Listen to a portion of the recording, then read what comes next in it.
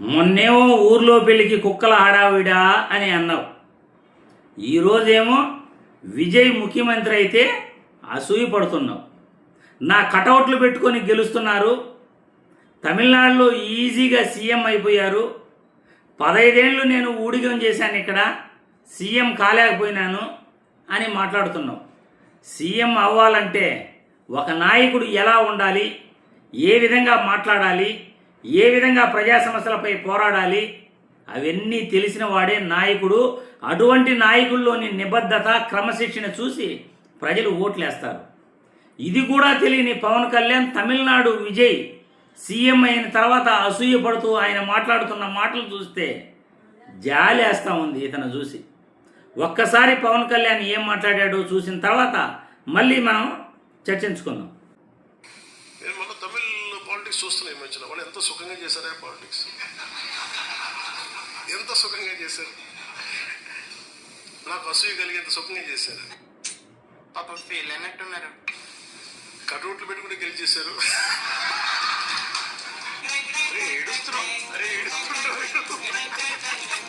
అలాగే కటౌట్లు హలోగ్రామ్స్ పెట్టుకుంటే బాగుంది. వాళ్ళకి ఏడ్సాకులే, నీ బాధ నాకు తెలుస్తుంది.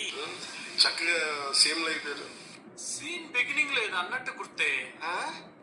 ఊళ్ళో పెళ్లికి ఏదో ఆడ ఉంటారు కదా. అరే ఆంధ్రప్రదేశ్ పరిస్థితులు వేరు. చక్కగా సీఎంలు అయిపోయారు. భాస్కర్ అవార్డు వచ్చేస్తుందండి, భాస్కర్ అవార్డు వచ్చేస్తుంది. చక్కగా సీఎంలు అయిపోయారు. నన్ను 15 సంవత్సరాలు రోడ్డు మీద దేకిచ్చినా కానీ నేనేం పాపం చేశాను, నాకే ఇన్ని కష్టాలు వచ్చాయి. ఊరుకో ఎద్దులో ఉన్న వేడిస్తే దరిద్రంగా ఉంటుంది. చూశారుగా సోషల్ మీడియాలో నెటిజన్లు ఎలా ట్రోల్ చేస్తున్నారో. నిన్న పవన్ కళ్యాణ్ మాట్లాడిన మాటలు చూస్తే ఎవరైనా ఇలాగే ట్రోల్ చేస్తారు. 15 సంవత్సరాలు రోడ్డు పైన పవన్ కళ్యాణ్ని దేకించారట. విజయ్ ఈజీగా గెలిచిపోయినాడట. పవన్ కళ్యాణ్కి ఒక విషయం అర్థం కావట్లే. రాజకీయాలలో నిజాయితీ అవసరం, నిబద్ధత అవసరం, మాట మీద నిలబడటం అవసరం, ప్రజలు మనల్ని నమ్మటం అవసరం అని పవన్ కళ్యాణ్కి ఇప్పటికీ కూడా అర్థం కావట్లే.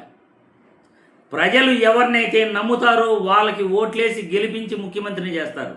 జగన్మోహన్ రెడ్డి నటుడు కాదే, రాజశేఖర్ రెడ్డి కుమారుడుగా ఆయన రాజకీయాల్లోకి వచ్చి తనను తాను నిరూపించుకుని ముఖ్యమంత్రి అయ్యాడు.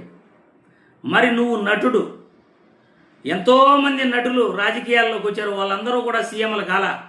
ఎంతోమంది ముఖ్యమంత్రులు కొడుకులు కూడా రాజకీయాల్లోకి వచ్చారు, వాళ్ళందరూ కూడా సీఎంలు కాల. కానీ విజయ్ ఒక్కడే 2 సంవత్సరాలలో పార్టీ పెట్టి సీఎం అవ్వగలిగాడు. దానికి కారణం విజయ్లోని క్రమశిక్షణ, విజయ్ మాట తీరు, విజయ్ ప్రజా సమస్యలపై మాట్లాడే పద్ధతి. విజయ్ని ప్రజలు నమ్మారు.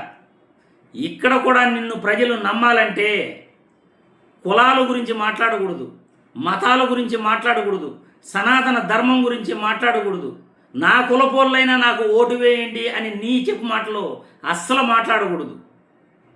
ప్రజా సమస్యలపై పోరాడాలి, మాట మీద ఉండాలి, పొత్తుల కోసం వెంపర్లాడకూడదు. నిజాయితీగా ఒంటరిగా ప్రజా సమస్యలపైన కరెక్ట్గా మాట్లాడి నువ్వు ముందుకెళ్తే నిన్ను కూడా సీఎం అని చేస్తారు. కానీ నీకు ఆ లక్షణాలు లేవే. 15 సంవత్సరాలు రోడ్లపైన దేకాను అంటున్నావు. రోడ్లపైన నువ్వు ఎప్పుడు దేకావు? ప్రజల కోసం నువ్వు ఎప్పుడు పోరాడావు? ఒక్కరోజైనా ఏ ఒక్కరి కోసమైనా నువ్వు ఉద్యమం చేసావా? ఉద్యోగస్తుల కోసం ఉద్యమం చేసావా? విద్యార్థుల కోసం ఉద్యమం చేసావా? లేకపోతే రైతుల కోసం ఉద్యమం చేసావా? పెరిగిన ధరల కోసం ఉద్యమం చేసావా? ఎవరి కోసం నువ్వు ఉద్యమాలు చేసావు? ఎవరి కోసం పోరాడావు? ఏ ఒక్కరోజైనా నిరాహార దీక్షలో కూర్చున్నావా? ఏ ఒక్కరోజైనా జైలుకి వెళ్ళావా పోరాడి? ఏది నువ్వు చేయలేదే. మరి 15 సంవత్సరాలు రోడ్లపైన నువ్వు ఎందుకు దేకాడావు? నువ్వు దేకలా 15 సంవత్సరాలు చిల్లర రాజకీయాలు చేసావు పవన్ కళ్యాణ్. నువ్వు కులాలతో మతాలతో ఆటలాడుకున్నావు పవన్ కళ్యాణ్. సనాతన ధర్మం అంటూ ప్రజల్ని రెచ్చగొట్టావు పవన్ కళ్యాణ్. జగన్మోహన్ రెడ్డి క్రైస్తవుడు అంటూ అవహేళన చేస్తూ మత విద్వేషాలు రెచ్చగొట్టేందుకు పవన్ కళ్యాణ్ నువ్వు ప్రయత్నించావు. నీలాంటి వ్యక్తులు జీవితంలో సీఎం కాలేరు పవన్ కళ్యాణ్. నోట్ చేసుకో పవన్ కళ్యాణ్, నేను చెప్తున్నాను.